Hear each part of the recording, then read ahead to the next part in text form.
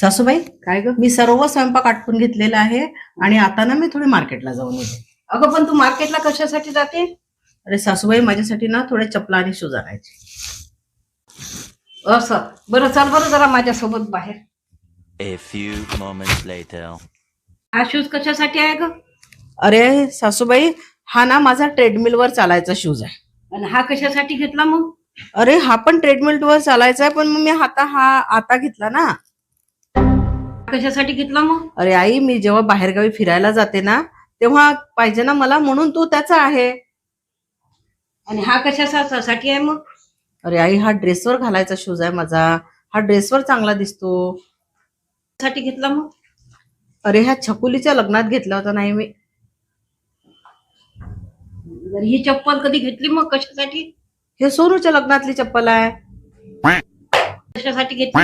अरे आई, ही ना मला ऑनलाईन खूप आवडली होती म्हणून ही चप्पल घेतली होती. आणि ही? आई, तुम्हाला माहित नाही का मी ही घरात वापरते म्हणून? माझी घरात वापरायची चप्पल आहे ती. बरं, ही सँडल कधी घेतली होती मग? अरे मी जेव्हा नागपूरला दवाखान्यात जायची ना, मी ही त्याच्यासाठी घेतली होती स्पेशल. दाखवू का? तुझ्या साडीवरच्या मॅचिंगच्या असतील त्या. ह्या तर अर्ध्या नाही दाखवल्या, अजून तर अरे खूप आहे.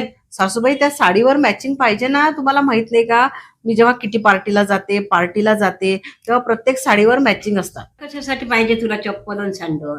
अरे आई, मला ना चप्पल पाहिजे अक्षयच्या लग्नासाठी, आणि सँडल जी आहे ना, आता आमची 18 तारखेला बीसी पार्टी आहे ना, तर त्यात आम्ही असं ठरवलं की सगळ्या आम्ही लेडीज जे आहे ना सँडल घालून येणार आहे, म्हणून मला मग सँडल घ्यायचे. म्हणजे त्याच्यावरही मॅचिंग पाहिजे का?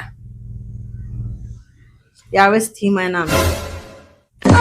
कठीण आहे ग बाई तुमचं. आम्हाला तर एकच चप्पल राहायची, बाहेर तीच, आणखी कुठे गेलो लग्न कार्यात तरी तीच. कठीण आहे बाबा. काय संसार होणार आहे तुमचा असा जगाचा? चप्पल मॅचिंग सगळं.